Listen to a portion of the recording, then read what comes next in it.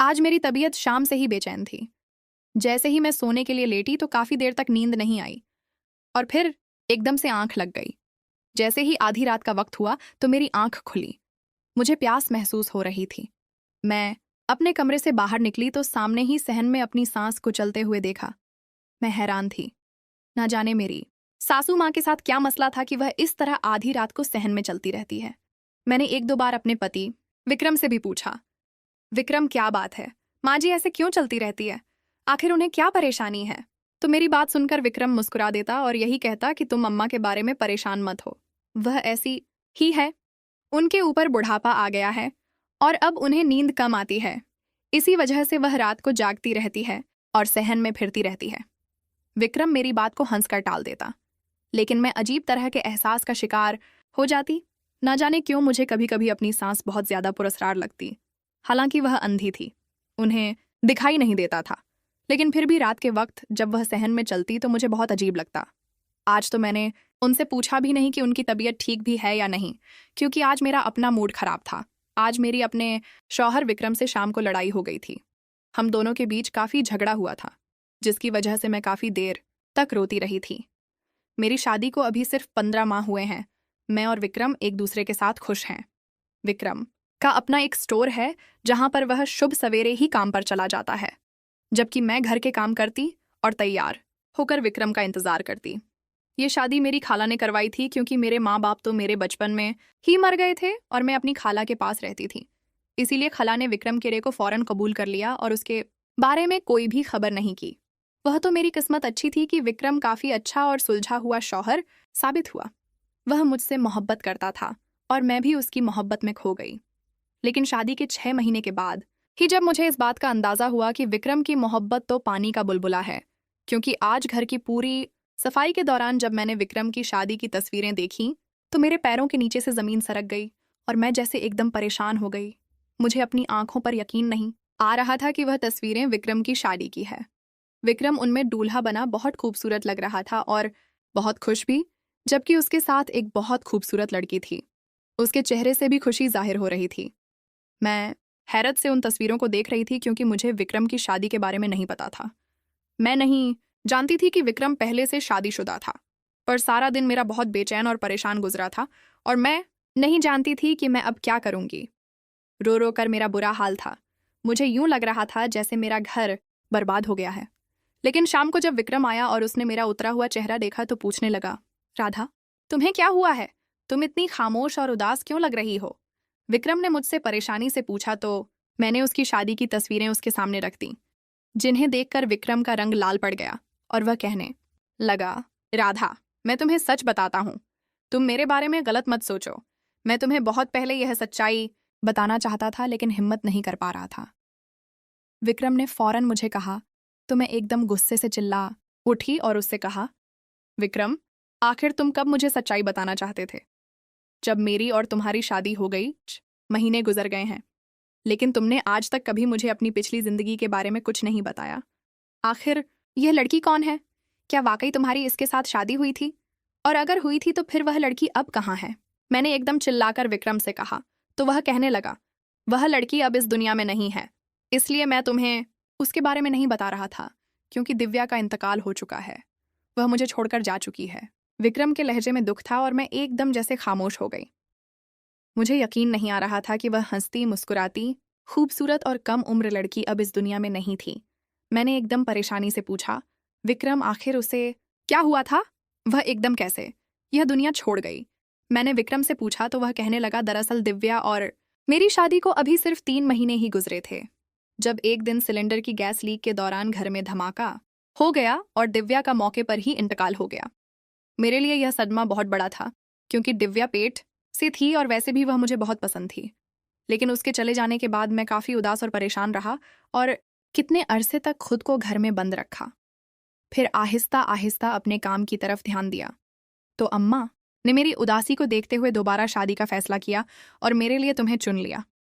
मैं पहले इसके लिए नहीं मान रहा था, लेकिन मैं अम्मा की खातिर मान गया और जब तुम्हें शादी के दिन पहली बार देखा तो अपना दिल हार गया और अपने दिल में तुम्हारे लिए मोहब्बत महसूस करने लगा।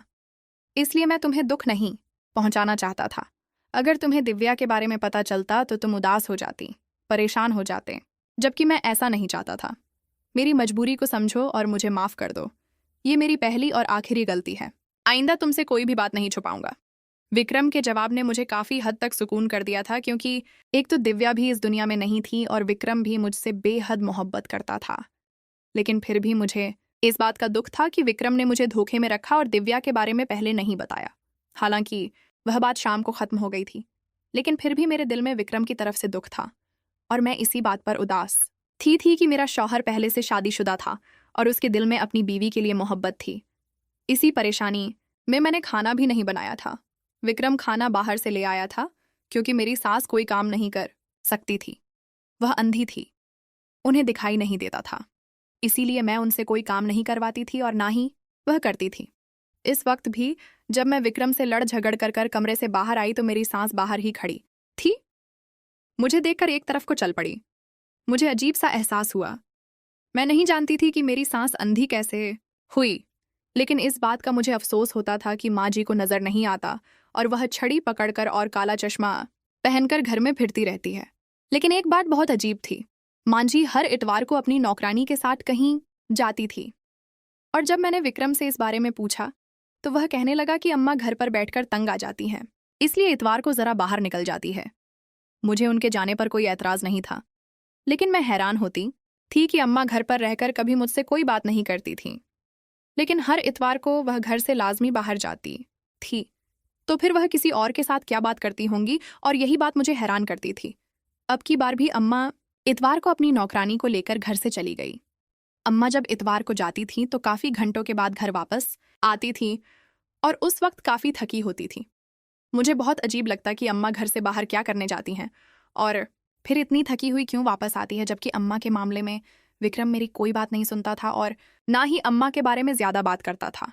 आज भी इतवार था और अम्मा आज भी 10 बजे अपनी नौकरानी के साथ कहीं चली गई थी। मुझे भी घर का कुछ सामान लेना था, इसलिए मैं अम्मा के जाने के थोड़ी देर के बाद घर का सारा काम खत्म करके बाजार की तरफ निकली। मार्केट से कुछ सामान लिया और जैसे ही घर की वापसी की तरफ कदम बढ़ाए तो सामने ही अम्मा और उनकी नौकरानी जा रहे थे।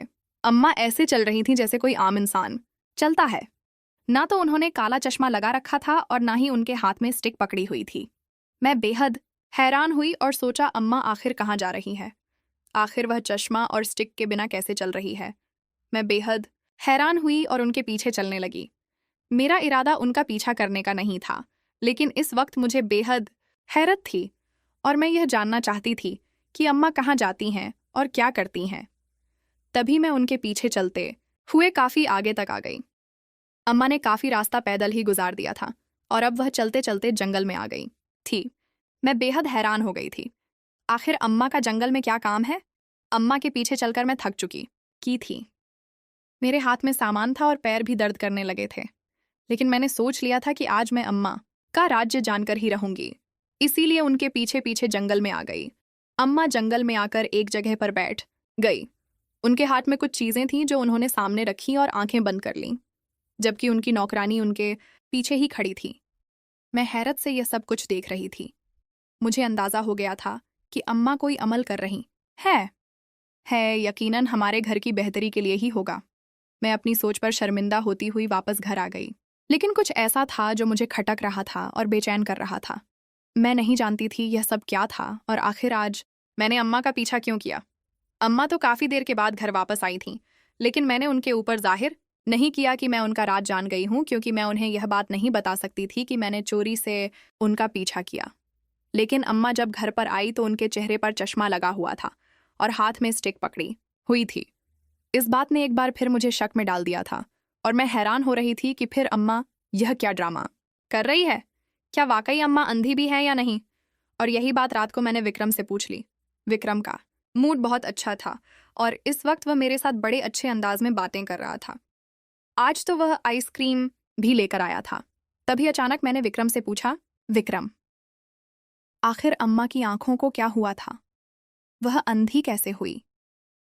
मैंने विक्रम से पूछा तो वह कहने लगा, दरअसल जब घर में गैस सिलेंडर की लीकेज की वजह से धमाका हुआ था तो दिव्या का इंतकाल हो गया था और मेरी माँ की उस हादसे में आंखें चली गई थीं। अम्मा हमेशा के लिए अंधी हो गई थीं। उस दिन के बाद से अम्मा की आंखों की रोशनी खत्म हो गई थी।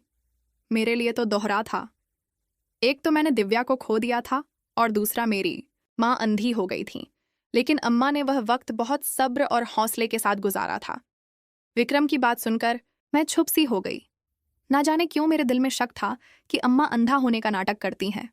वह अंधी नहीं है, क्योंकि कई बार मुझे उनकी नज़रें अपने वजूद पर महसूस होती हैं और मैं जैसे अपने आप में ही सिमट सी जाती थी। अम्मा की गहरी नज़रें मेरे वजूद के आर पार हो जाती और मुझे यूं लगता जैसे वह मुझे देख सकती है। और फिर उस दिन बाजार में भी अम्मा जैसे चल रही थी। वह इसी बात का इशारा था कि अम्मा को सब कुछ दिखाई देता है। लेकिन ना जाने क्यों अम्मा ने झूठ बोल रखा था और विक्रम भी उनकी सच्चाई के बारे में नहीं जानता था। इन्हीं दिनों में मुझे खबर मिली कि मैं प्रेग्नेंट हूँ और जल्द ही मेरे आंगन में एक बच्चा होगा। ये खबर सुनकर मेरी खुशी की कोई इंतहा नहीं थी, क्योंकि कुछ सप्ताह फिर माँ हो गए थे और अभी तक मैं एक बार भी हामिया नहीं हुई थी। ये खबर सुनकर विक्रम भी बेहद खुश था और उसके तो जैसे पैर ही जमीन पर नहीं टिक रहे थे। जबकि मेरी सासू माँ का अंदाज कुछ ठंडा सा लगा था, क्योंकि वह उस तरह खुशी का इजहार नहीं कर सकी थी जैसे